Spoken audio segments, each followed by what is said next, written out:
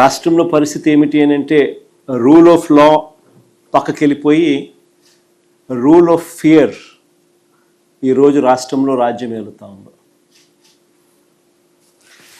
Police స్టేషన్లకు వెళ్తే న్యాయం జరుగుతుందన్న నమ్మకం ఈరోజు ఎక్కడా కూడా సన్నగిల్లిపోయింది. ఈరోజు రాష్ట్ర ప్రజల పరిస్థితి ఏమిటి అని అంటే పోలీస్ స్టేషన్లకు పోవాలంటే భయపడే పరిస్థితిలోకి ఈరోజు రాష్ట్ర ప్రజలు వచ్చిన పరిస్థితులు ఈరోజు రాష్ట్రంలో కనిపిస్తూ ఉన్నాయి. ఒకసారి గమనిస్తే ఇవన్నీ కూడా యాదృచ్ఛికంగా జరిగినవి కావు. ఈ పరిస్థితి ఈ మాదిరిగా తయారైంది. ఈ మాదిరిగా పరిస్థితి తయారు కావడానికి కారణం ఏమిటి అని అంటే చంద్రబాబు గారు తాను చేస్తూ ఉన్న దోపిడీని, అవినీతిని, దుర్మార్గపు పరిపాలనను, తాను మోసం చేసిన సూపర్ 6లు, సూపర్ 7ల ద్వారా మోసం చేసిన, తాను ఎన్నికలప్పుడు ఇచ్చిన బాండ్లు, వీటికి సంబంధించి ఎవరైనా కూడా చంద్రబాబు నాయుడు గారిని ప్రశ్నిస్తే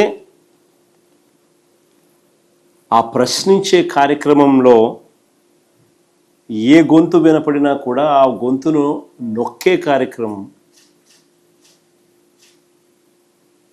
ఎప్పుడైతే చంద్రబాబు నాయుడు గారు చట్టాన్ని, పోలీస్ వ్యవస్థని తన చేతుల్లోకి తీసుకొని ఎవరైనా కూడా తనను ప్రశ్నిస్తే, ప్రతిపక్ష పార్టీ కావచ్చు, సోషల్ మీడియా యాక్టివిస్టులు కావచ్చు, ప్రశ్నించే జర్నలిస్టులు కావచ్చు, లేకపోతే రాష్ట్రంలో ఎవరైనా సరే తనను ప్రశ్నిస్తే చాలు వాళ్ళందరినీ కూడా అణిచివేసే కార్యక్రమంలో చంద్రబాబు నాయుడు గారు చట్టాన్ని, పోలీస్ వ్యవస్థను తాను వెపనైజ్ చేసినాడు. వెపనైజ్ చేసిన కారణంగా ఈరోజు ఈ దిగజారిపోయిన వ్యవస్థల పర్యావసాలే ఈరోజు మనకు కనిపిస్తూ ఉన్నాయి. చేతిలో నుంచి జారిపోయింది. న్యాయం, ధర్మం అనేది గాడి తప్పింది. న్యాయం, ధర్మం అనేది గాడి తప్పితే వ్యవస్థలు దిగజారిపోతే, వ్యవస్థల్లో భయం అనేది పోతే మనం మనుషులమే అన్న సంగతి మర్చిపోయే కార్యక్రమం ఈరోజు జరుగుతూ ఉంది. ఏమైనా మనం చేసినా కూడా పర్వాలేదు, ఎవరు మమ్మల్ని ఏమీ చేయలేరు అని ఎప్పుడైతే వీళ్ళంతటా వీళ్ళే ఆ ధైర్యం తెచ్చుకున్నప్పుడు వ్యవస్థలన్నీ కూడా దిగజారిపోయిన పరిస్థితులు వస్తాయి. ఈరోజు ఈ పర్యావసాలు కనిపిస్తూ ఉన్నాయి.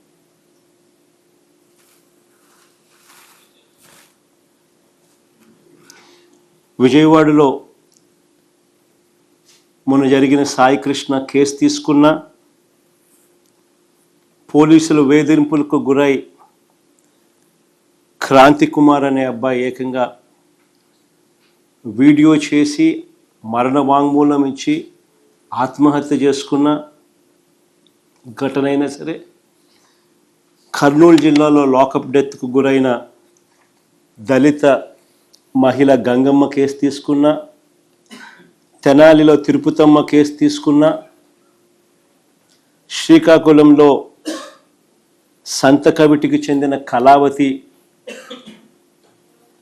కేసు తీసుకున్న, రాష్ట్రంలో నెలకొని ఉన్న భయానక వాతావరణానికి ఇవన్నీ కూడా అద్దం పడతాయి. దిగజారిపోయి ఉన్న చట్టం, పోలీస్ వ్యవస్థకి ఇవన్నీ కూడా అద్దం పడతాయి.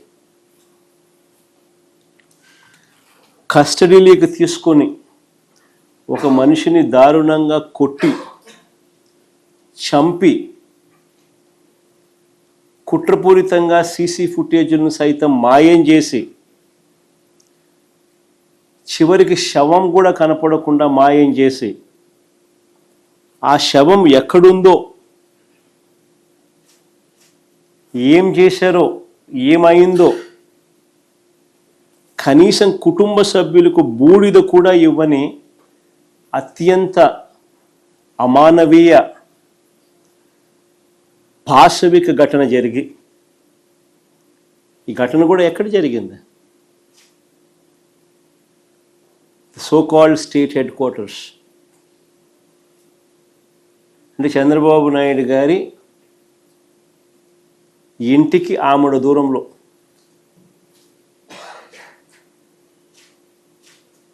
రాష్ట్ర ప్రజలందరూ కూడా నివ్వెరపోయే ఘటన. ఇవి ఒక్కొక్కటిగా కూడా బయటికి వస్తూ ఉంటే ఆంధ్రప్రదేశ్లో ఇలాంటివి జరగడం ఏమిటి అని చెప్పి చంద్రబాబు నాయుడు గారిని ఎవరూ కూడా నిలదీయకూడదట.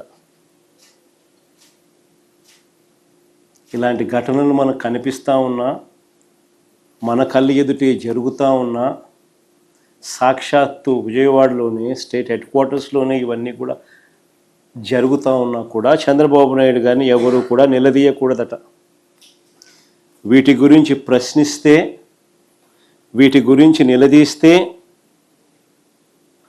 వెంటనే వాళ్ళ దగ్గర నుంచి వచ్చే మాటలు ఏమిటి? క్రిమినల్స్కు మద్దతు ఇస్తారా అంటూ తాను ఎదురుదాడి చేయడమే కాకుండా తనకు తానా తందానా అనే ఎల్లో మీడియాతో కూడా ఇదే మాదిరిగానే రాతలు రాయి చేస్తారు, క్యారెక్టర్ అసాసినేషన్. జరిగిన ఘటనలో అమానవీయంగా ఒక వ్యక్తిని పోలీస్ కస్టడీలో తీసుకోవడం, కొట్టడం, చంపడం, కుట్రపూరితంగా సీసీ ఫుటేజ్ను మాయం చేయడం, చివరికి శవం కూడా మాయం చేసిన పరిస్థితి. చివరికి ఆ తల్లికి కనీసం బూడిద కూడా ఇవ్వని అత్యంత అమానవీయ పరిస్థితుల మధ్య. దాని గురించి ఎవరు మాట్లాడరు.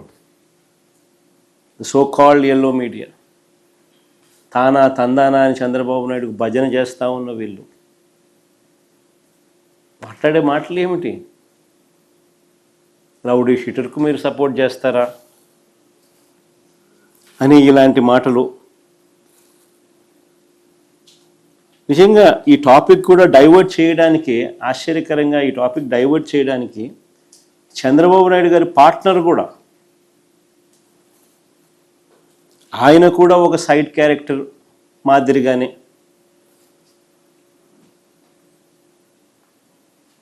వీళ్ళతో తాను తందానా అంటూ